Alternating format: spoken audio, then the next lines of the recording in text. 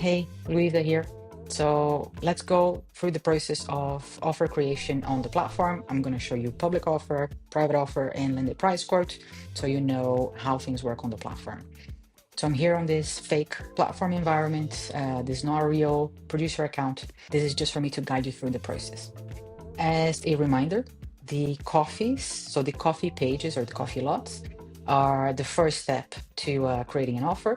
So each offer will always be based on a coffee lot. So this is the quality that you want to offer, a grade that you want to offer, and this is where you input story of the coffee, photos, etc. So if I click here and edit coffee just for you to see, this is where you add the information of process, the flavor notes, altitude, story, and photos. So you can create as many lots as you want, and from each lot you can create public offers, private offers, and also send landed price quotes.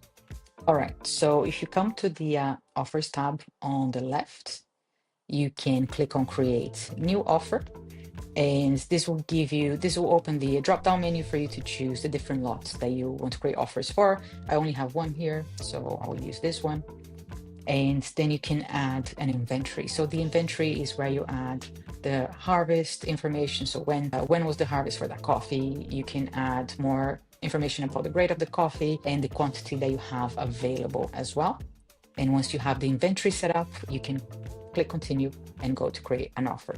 This is where you're going to add the price of the coffee. This is the important thing. Let's say here I have an offer that I want to offer $8.50, 23. It's going to calculate things for you already. You can also set volume discounts. So if you're offering a big volume of coffee, or if you have a low volume to offer, you can say that like for every roaster that buys between 100 and 250 bags, they can pay 20 cents less, for example. So here on the right, you're going to see the visibility status of the offer. So you can click public. This is going to be listed on the marketplace for anyone. And then private, if you're working with a customer or with the sales team on a specific deal and you just want one roaster to be able to see this. So I'm going to click public, and then I can put an offer name. So let's say this is going to be for the marketplace, and this is the 2024-2025 season. Or if it's private, I can say roaster name 2024-2025, and that's it. Then you have the option here to share the offer with a roaster. You copy the link, send an email, send a WhatsApp, whatever you prefer. All right, so how do you create a landed price quote? You go to sales opportunities. So sales opportunities is where you're going to see if a roaster tried your sample and it was a match for them. It's going to be linked here. If you got a request from a roaster, let's say a roaster couldn't find the coffee that they were looking for on the marketplace and they're like, oh, I need something else. They're going to broadcast a request for all the producers in the same origin. It's also going to fall here. And you can also initiate one yourself by inviting a roaster to the platform to see the offer that you're creating specifically for them. This is like if you're talking to a roaster that you met offline. So you just have to click on create opportunity in this button that's a little bit hidden. You select the coffee, click on create opportunity. Then the first thing that you need to do here is to search for the roaster business. So if the roaster is already on the platform, you can just select their name here, or you can add a new roaster. I've created these ones before, so I'm just going to select one. And then you can use the same inventory that you added before. So let's say I have 500 bags available of this coffee in the warehouse, and it works as the normal offer setup for the public and the private offer that you can only going to see the FOB price. But here the difference is that you're going to be able to set up a different price, because this is also for a specific roaster that you're working with. So let's say you want to give them a lower price because there's someone that you're trying to acquire, or they're a good customer that you have.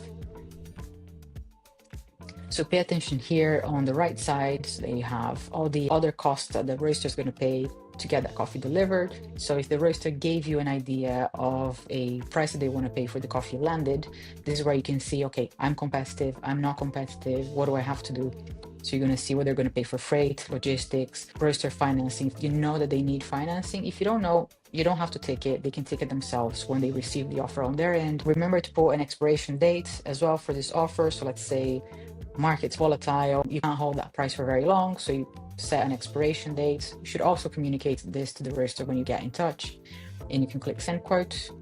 You can add a message to the roaster here. And there you go.